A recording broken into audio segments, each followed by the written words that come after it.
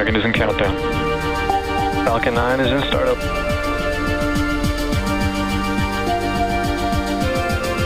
Dragon, SpaceX, go for launch.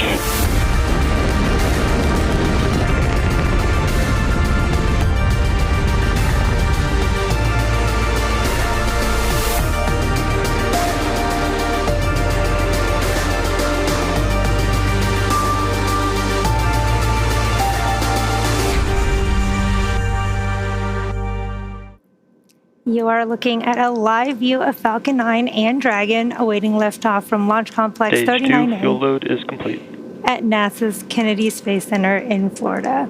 In just under 20 minutes, Falcon 9 will launch carrying Dragon and CRS-32 to the International Space Station. Good evening, I'm Yomei Zhou, a lead propulsion engineer here at SpaceX in Hawthorne, California. Dragon will deliver about 6,700 pounds of science, supplies, and equipment to the space station and will return with about 4,000 pounds in about a month. It's the only vehicle flying today that can fly a round trip to and from the space station, carrying vital supplies to space and returning safely with critical cargo. Dragon will arrive at the space station and dock autonomously to the zenith port of the station's Harmony module on Tuesday. It's Dragon's second trip to the International Space Station this year after Crew 10 launched last month. This is our 52nd Dragon mission overall and the 47th to the space station, with 31 of those on reflown Dragons. Propellant loading began today about 15 minutes ago and will complete at the T-minus 2 minute mark. Range is green and ready to support. Weather is looking good with only a 5% probability of violation. Everything is looking great as we count down to an instantaneous launch attempt at 4:15 a.m. Eastern Time today. With that, let's check in with my NASA counterpart, Joseph Zakrzewski at Johnson Space Center in Houston. Hi, Joseph. Hello, Yomei. It's great to see you again. We are joining you from the International Space Station Flight Control Room here at NASA's Johnson Space Center in Houston, Texas.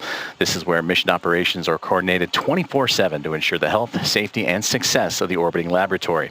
And it's an exciting place to be during a launch like this morning's. Right now, our flight control team, led by Flight Director Diane Daly, and the Horizon flight team are actively monitoring all systems aboard the International Space Station as we prepare to receive the delivery of cargo and science on Dragon. And Dragon's ultimate destination, of course, is the International Space Station, and the entire team here in Houston is working closely with you and the team in Hawthorne, California, and the launch team at NASA's Kennedy Space Center in Florida to ensure everything is on track. This level of coordination across multiple teams, time zones, and specialties is what makes missions like these possible. At this hour, I'm happy to report that all systems are looking good, and the team here in Mission Control is go for launch.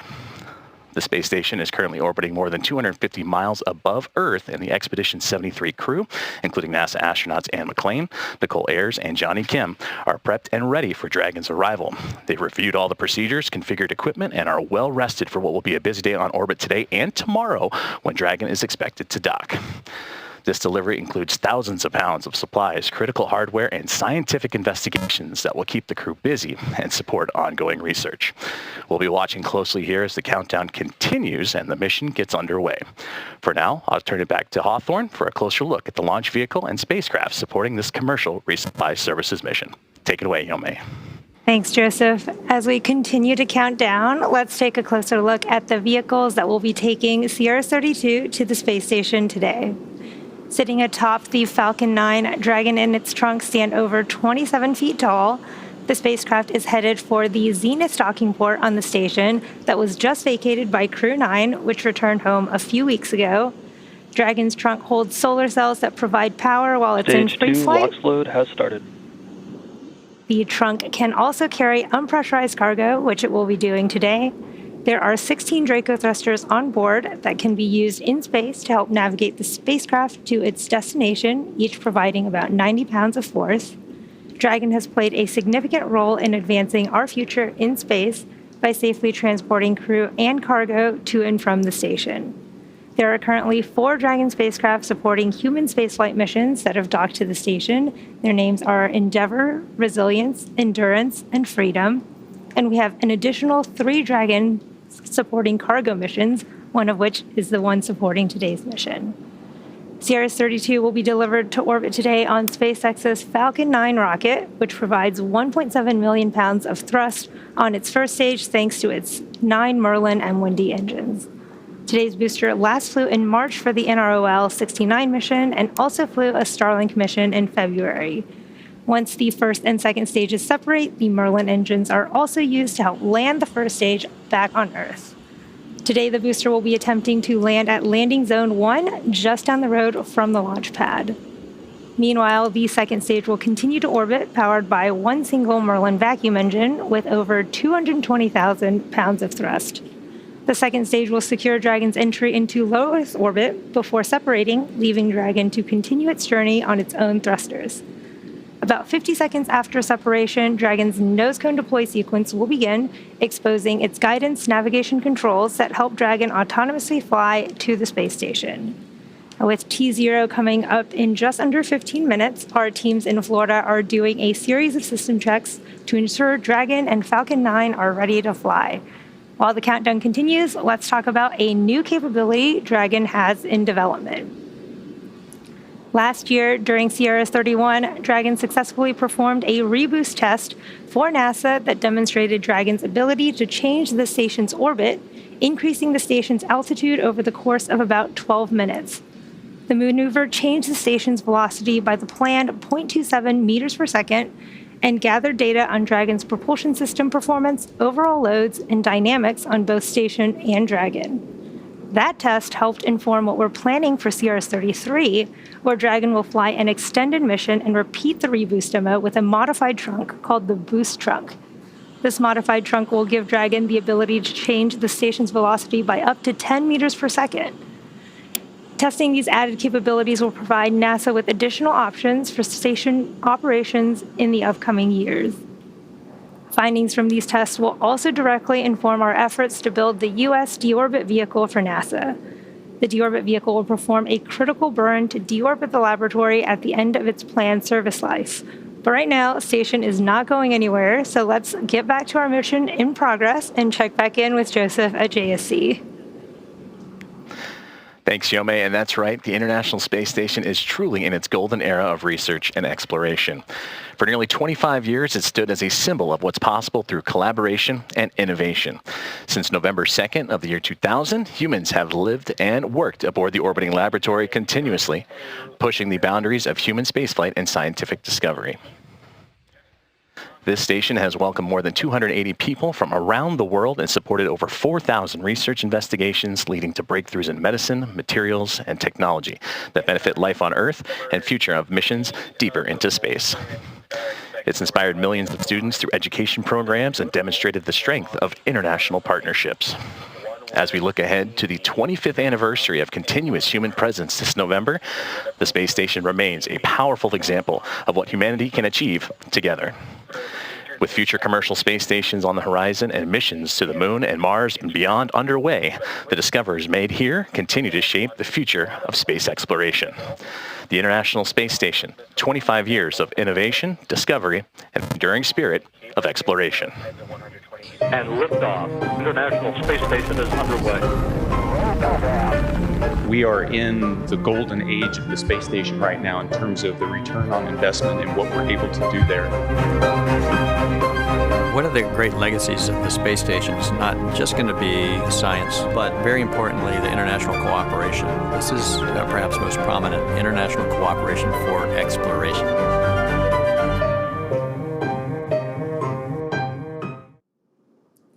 SpaceX is proud to have been a part of missions to station since the COTS demo Flight 2 mission in 2012.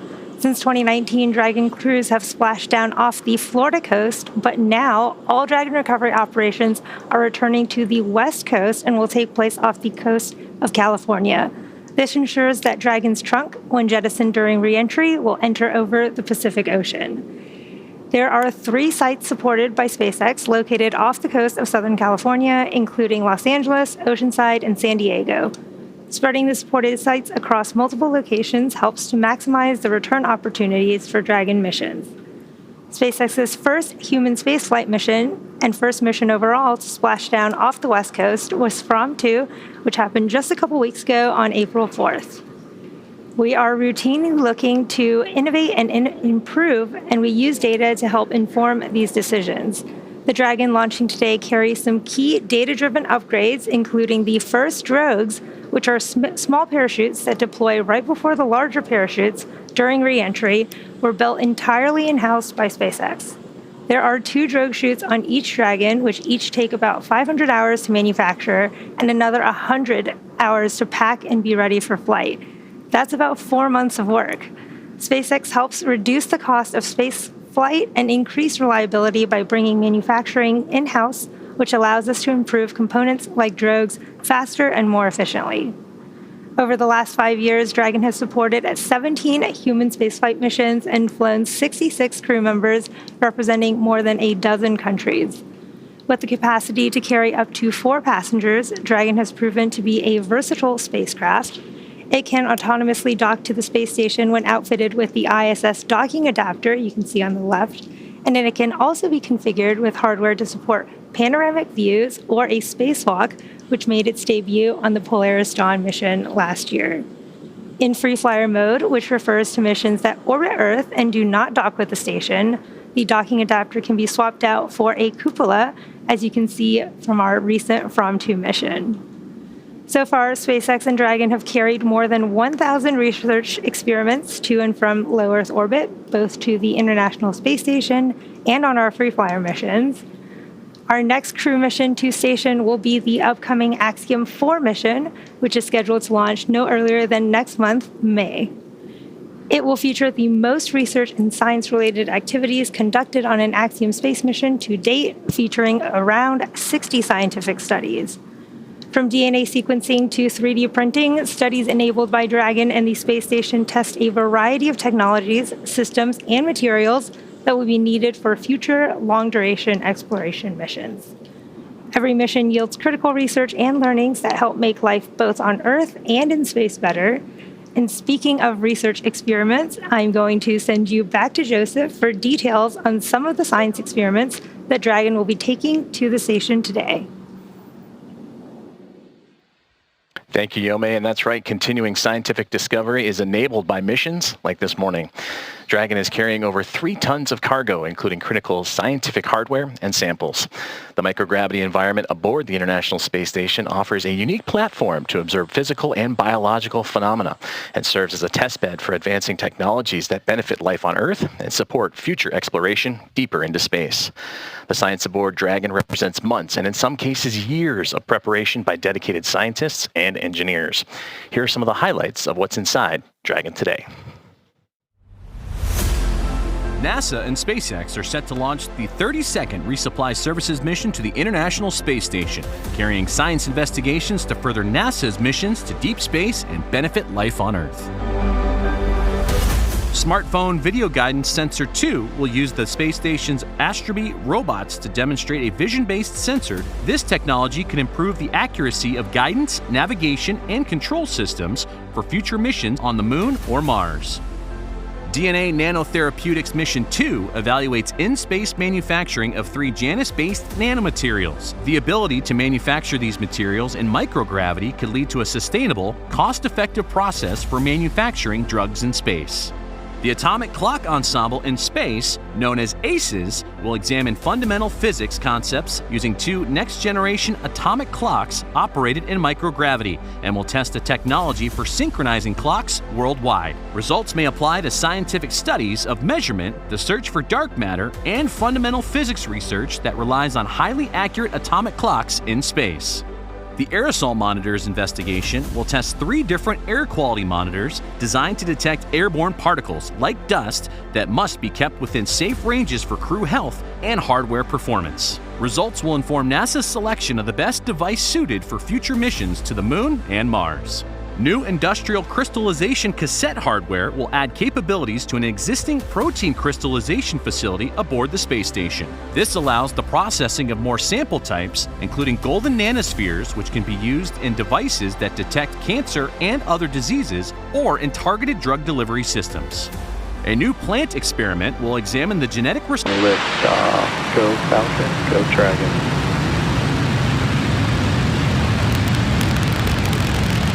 And liftoff. NASA's SpaceX 30-second commercial resupply services mission is on its way to the International Space Station, carrying over 3 tons of science and supplies to Expedition 73 as it begins its pitch downrange.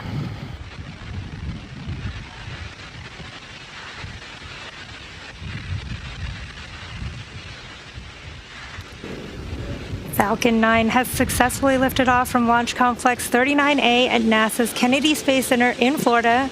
During ascent, we tilt or gimbal the engines, guiding the rocket into what we call a gravity turn. During this turn, the vehicle is flying both up and power and telemetry nominal. Horizontally away from the launch pad. Everything is looking good. In just a few moments here, you'll hear the call out for max Falcon Q. is supersonic. Falcon is now faster than the speed of sound. And max Q is the period of maximum aerodynamic pressure that the vehicle will see in ascent. Max Q. There is that call out for max Q. And coming up shortly, we will have a few events in quick succession, starting with MECO, or main engine cutoff, followed by stage separation, MVAC chill.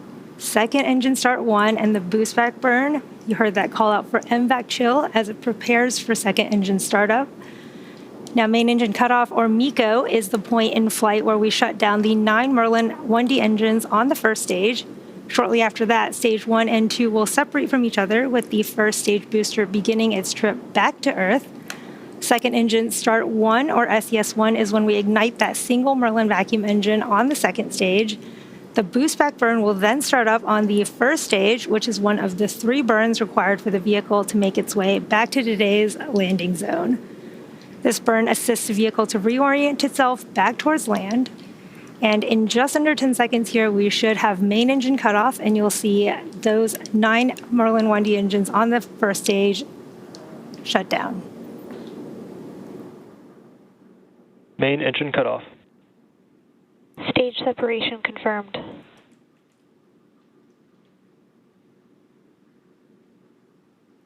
MVAC ignition.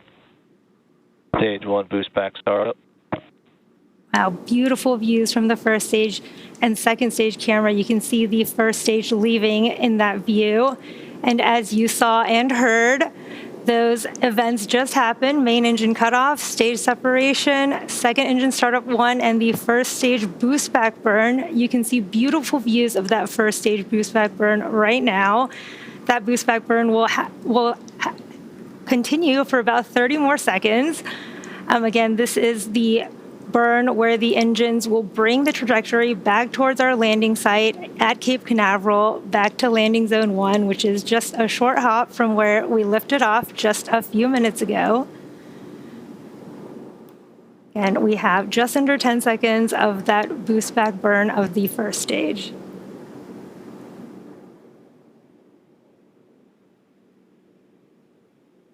Stage 1 boost back shutdown. There is the shutdown of that first stage boost back burn. You can see the second stage is still in the middle of its burn. And in about 3 minutes, there will be 2 additional burns on our first stage to prepare for its landing at landing zone 1 at Cape Canaveral. We are just under T plus 4 minutes Both into vehicles are on a nominal trajectory. Into today's mission. You just heard the call out that both first and second stage are on a nominal trajectory. CRS-32 is SpaceX's 45th launch this year. We are coming up on entry burn of the first stage and then second engine cutoff of the second stage. Around the T plus 6.5 minute mark, you should see on your screen the first stage's entry burn. For that entry burn, we relight 3 of the 9 M1D engines on the first stage, starting with the center E9 engine, followed shortly after by the E1 and E5 engines. And this burn will slow the vehicle down as it passes back into the Earth's atmosphere. We need to slow down to reduce re-entry forces, which help us to recover and reuse the first stage. You can follow along on the screen to the bottom left and right of your screen. You can see the stage 1 telemetry on the bottom left and the stage 2 telemetry on the bottom right. And again, Both vehicles continue to follow a nominal trajectory.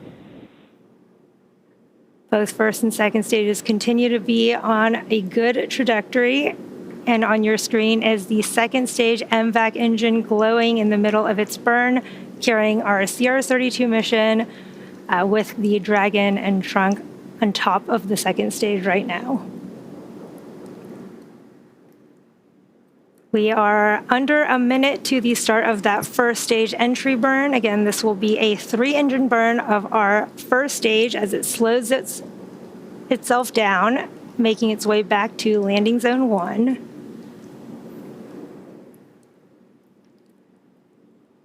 And that burn will be a 3-engine burn with the center E9 engine along with 2 engines on the side. Meanwhile, second stage continues to be looking good with that single Merlin vacuum engine carrying the Dragon capsule. Both vehicles continue to follow a nominal trajectory towards the orbit.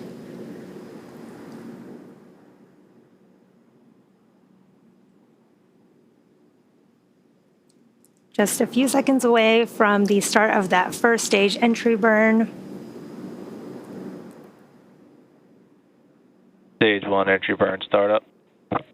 There is that start of the first stage entry burn.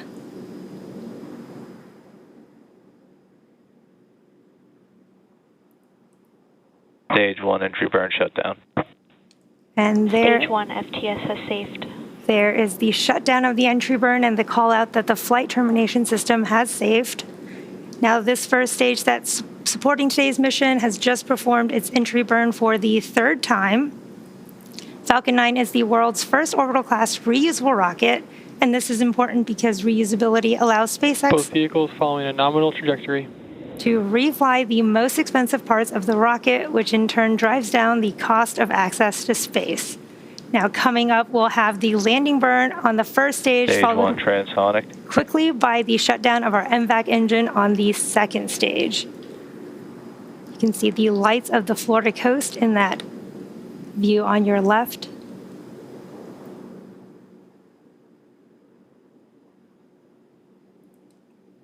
Stage 1 landing burn. There is the start of our stage 1 landing burn. We're now waiting for Falcon 9 to make that precision landing. Deploy.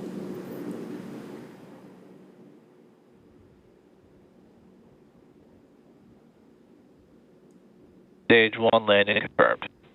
What a beautiful view of that stage 1 landing.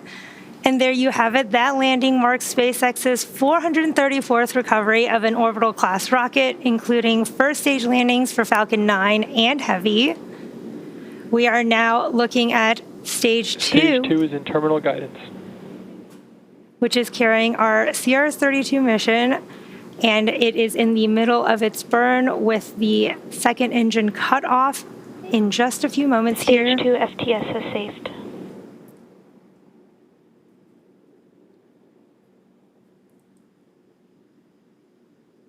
And you heard the call out that flight termination system is saved, getting ready for shutdown.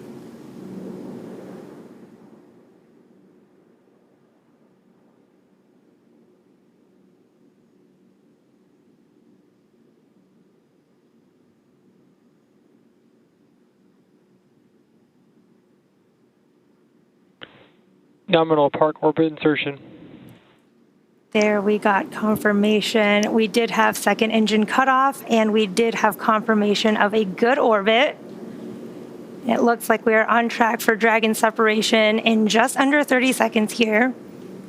The vehicle is now coasting with Dragon attached, and we are just moments away from spacecraft separation. We're seeing a great view from the second stage as it cools down and prepares to separate Dragon so that it may begin its journey to the International Space Station.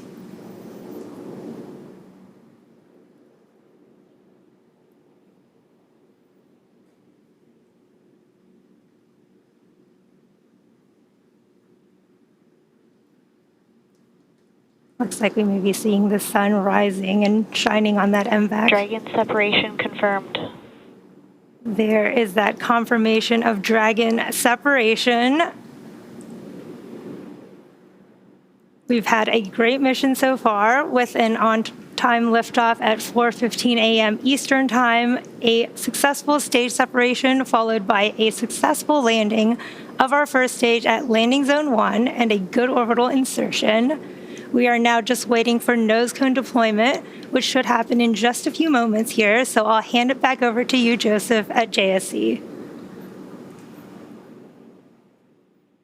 Thank you very much, Yome, and great to see the NASA SpaceX 32nd commercial resupply mission light up the morning sky off the Florida coastline. And always great to work with you as we again await the nose cone deploy. And as we await those moments where the nose cone will expose those 4 forward bulkhead Dracos, these Draco thrusters will execute a series of maneuvers necessary to raise its orbit and meet up with the International Space Station. So as we continue to monitor that nose cone deploy, right now, immediately after Dragon separates from the Falcon 9, it begins what we call the activation and rendezvous phase of the mission. Now, this is during the phase that Dragon is configured for on-orbit operations and will begin after the separation of Dragon from the Falcon 9, which you just saw, and it'll end with the completion of the final co-elliptic burn that'll occur as Dragon begins its methodical approach to the International Space Station. Our initial orbit today, 190 kilometers by 210 kilometers, with those numbers representing the perigee and apogee of the orbit, the lowest and highest points of the Earth. That means the orbit isn't a perfect circle, but more like a very slight ellipse. And over the next several hours after liftoff, Dragon will execute a series of burns, which will gradually raise its orbit to align more closely with the station. And there are 5 major burns or firings of those Draco thrusters we were talking about on Dragon that will bring the spacecraft close to station before we begin the final approach maneuvers. And we'll continue to monitor that nose cone deploy as it looks like it'll get underway here shortly. Let's take a look inside and transfer to the control rooms. On the left side, you can see the SpaceX mission control teams over in Hawthorne, California, and that oversaw today's launch and will continue to monitor Dragon on its journey to the International Space Station over the next day. The team you see on the right are here with me in mission control in Houston, and the International Space Station flight control team is monitoring the orbiting complex, and over the course of the operations jointly with Hawthorne, the flight controller is there. Those joint operations between the two teams, you will see, will come a little closer to when Dragon is in its final approach phase, and that'll be about 2 hours or so prior to docking. The teams here are awaiting for that nose cone to deploy, and we'll also bring you those live views from inside Dragon, where you'll be able to see it open up and begin its journey onto the International Space Station ahead of docking. Well, speaking of docking, that is slated for tomorrow, Tuesday, April 22nd, with the anticipated time of 8:20 a.m. Eastern Time at 7:20 a.m. Central, and we'll have all the coverage starting here on NASA Plus, starting at 7:45 a.m. Eastern, 5:45 a.m. Central. Thank you for following along as we continue to await the nose cone deploy of NASA's SpaceX 32nd commercial resupply services mission, as it is well on its way to the International Space Station after that on-time liftoff of 4:15 a.m. Eastern Time, carrying over 3 tons of science and supplies to the Expedition 73 crew. And that includes NASA astronauts Anne McClain, who you can see in the front right-hand side, along with Nicole Ayers on the front left, Johnny Kim, who is on that back left-hand side, just over in the background, JAXA astronaut and Expedition Commander, newly minted Commander of Expedition 73, Takuya Onishi, and Roscosmos cosmonauts Kirill Penskov, Sergei Ryzhikov, and Alexei Zubritsky joining up for Expedition 73. And going into the docking phases, and again, anticipated for tomorrow morning, Kim and Onishi will be the ones that will be monitoring the Dragon spacecraft as it approaches the International Space Station, and they just arrived on station pretty recently. For Johnny Kim, just arrived on station nearly 2 weeks ago, back on April 8th. And for Takuya Onishi on the right-hand side, he was just ahead of him with Crew 10 as he would arrive to the orbiting laboratory back on March 16th. And we mentioned that Onishi, the newly minted Commander of Expedition 73, and that was just a couple of days ago on April 18th, in what has been a pretty busy weekend for overall spaceflight involving the International Space Station.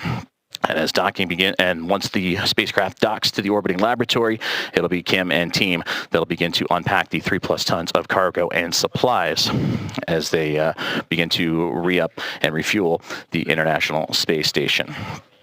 As we continue to monitor here and await the nose cone deploy of the NASA SpaceX 32 or CRS-32 commercial resupply services mission, we mentioned some of the key science aboard that spacecraft, and that was earlier in the broadcast, and you can find out more at nasa.gov. But another key piece of science is the APEX 12 experiment, the Advanced Plant Experiments in Space 12, that will investigate whether certain cell components can help plants survive stressful environments in space and influence the viability of future future space crops.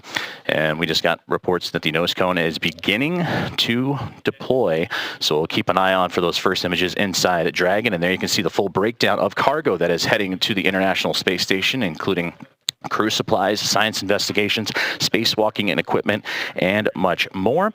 And aboard Dragon also is a carefully curated menu of food to support those aboard the station, including a diverse selection of tailored choices to reflect the crew's individual preferences. And each item is thoughtfully engineered to help maintain the crew's health, performance, and morale throughout the mission. And we continue to follow along inside the International Space Station Flight Control Room as we await the nose cone deploy of the 32nd Commercial Resupply Services mission. We mentioned earlier that Dragon will perform 5 key burns using its Draco thrusters to steadily close in on the International Space Station before beginning its final approach. Well, that first burn, the first major burn, is the phase burn, which happens at the highest point or apogee of Dragon's very first orbit as it's well on its way. It raises the lowest port or the orbit or the perigee, helping Dragon get closer to the space station's path. Burn number 2 is the boost burn, which is based on what our orbital data will tell us. The raise Dragon's orbit until it reaches an altitude just 10 kilometers lower than the space station. And then the third burn is the close co-elliptic burn, which adjusts Dragon's orbit so it stays about 10 kilometers below the station the whole way around the Earth. The fourth burn, the transfer burn maneuver, which raises Dragon's highest orbital point to just 2.5 kilometers below the station. And then we mentioned earlier the final co-elliptic burn that'll keep Dragon in a stable orbit 2.5 kilometers beneath the station as it lines up for approach. As we continue to follow along and await the nose cone deploy, starting to close in on that nose cone, opening up and exposing those bulkhead Draco thrusters. That'll help begin those burns. That'll begin about 45 minutes or so, that phase burn, that first one we mentioned, just shortly after that great on-time launch here earlier this morning. And after that, the Dragon spacecraft will reach different waypoints or checkpoints along its way as it'll begin approach initiation, and then waypoint 0, waypoint 1, and 2 before eventually docking with the International Space Station. That is slated again for tomorrow morning, Tuesday, April 22nd at 8:20 a.m. Eastern Time, 7:20 a.m. Central Time, and we'll have the NASA Plus start time at 7:45 a.m. Eastern, 5:45 a.m. Central. And we are closing in slowly but surely on that nose cone to be deployed as the team's on the ground in SpaceX on the left-hand side. You can see in Hawthorne, California, as well as the team here inside of the International Space Station Flight Control Room and Johnson Space Center in Houston, Texas, currently monitoring Dragon's progress. And they will be doing so over the next several hours, a little more than a day, between the time of launch to the time of the anticipated docking.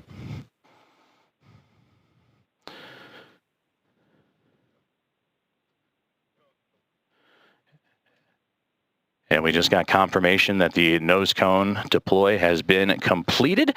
And again, that exposes those forward bulkhead Draco thrusters as Dragon now continues its journey. And there's a great view coming from the Dragon spacecraft right there in the first looks of Earth as it makes its way and fades up and towards the top of your screen. And again, Dragon carrying those 6,700 and such pounds of cargo and supplies, beginning its journey to the International Space Station. Well, now that the nose cone is deployed and Dragon is ready for its phasing burns to the space station with a successful orbit insertion, I'm now joined by Dana Weigel, the International Space Station Program Manager. Dana, thank you so much for joining us. Thank you for having me today. Excellent and beautiful launch we had. It's wonderful to see it light up the Florida coast like it does. And of course, well on the way to the International Space Station that you oversee, we've discussed the crucial role of collaboration and teamwork in making missions like this possible. How have you witnessed this in your team's preparation for this launch this morning?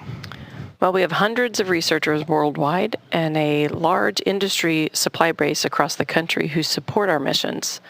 Putting together a mission is a big technical and logistics challenge, from equipment manufacturing and deliveries to packing and integrating the cargo and planning and executing the mission.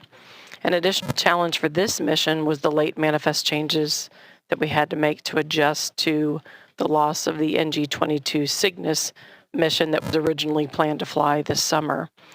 It's hard to describe the complexity of how we keep our space station well supplied with the proper reserve margins. It's one of the hallmarks of how we successfully have maintained the continuous presence in low Earth orbit on the International Space Station for the last quarter of a century. We're fortunate to have an extremely dedicated and adaptable team across NASA and industry who come together to make our missions look seamless. And it's been a wonder to watch you and the team work too. And I mentioned earlier, it's been a pretty busy weekend, just this weekend alone, in spaceflight involving the International Space Station. We saw NASA astronaut Johnny Kim recently arrived to space station. Spacewalk preparations are underway, scheduled for May 1st. Change in command, a new expedition beginning with Expedition 73, and veteran astronaut Don Pettit landing yesterday and returning home to Houston earlier this evening. How has your team's preparation and everything that you just mentioned reflected that spirit of adaptability and coordination across what's been a pretty busy time frame? Well, the pace of our current activity is nothing new to the International Space Station team. The impressive thing that's always so striking to me is how NASA and our international and commercial partners work so closely together to make it look easy. Trust me, none of it is easy, nor is any facet of human spaceflight. We mentioned earlier, and you just touched upon it a moment ago, the excitement building towards the station's 25th anniversary of human presence that'll be coming up this November. A lot of key milestones along the path that have happened. How do missions like the commercial service or resupply services mission, this 32nd one, continue to showcase the station's capabilities and its role in advancing science, technology, and exploration? As we have now for decades, science is the hallmark and trademark of the International Space Station. The arrival of Dragon tomorrow with its supplies and research not only advances science and technology, but also enables us to continue fulfilling our objectives on this most amazing complex. Dana Weigel, the International Space Station Program Manager, thank you so much for your time in joining today's broadcast. Thank you again for having me. Let's check back in with Yome and the team at SpaceX. Thanks, Joseph. Dragon will now begin its journey toward the International Space Station, executing a series of phasing burns to gradually close the distance. This approach will take just over a day, with docking targeted for early tomorrow morning, Tuesday, April 22nd. NASA and SpaceX continue working side by side to deliver science, supplies, and inspiration to the orbiting laboratory. Congratulations again to the teams on another successful cargo resupply services launch. SpaceX is honored to be a part of NASA's Commercial Resupply Services initiative to deliver critical cargo to the space station, and we thank NASA for entrusting us with today's mission. It's only April, and we've already launched in partnership with NASA missions like Crew 10, SphereX, and Punch, Firefly Aerospace, and Intuitive Machines. For those of you following along, you'll know that this mission marks our 45th of the year, and to stay up to date with all of our launches and missions, check spacex.com/launches for schedules. That will do it for us here at SpaceX in Hawthorne.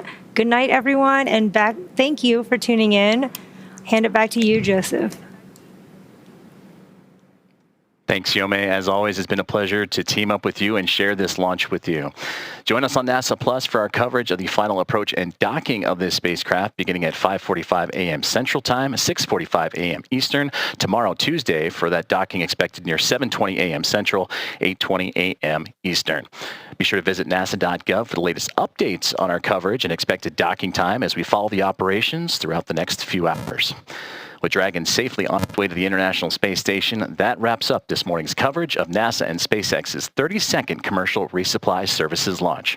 Until next time, this is Mission Control Houston.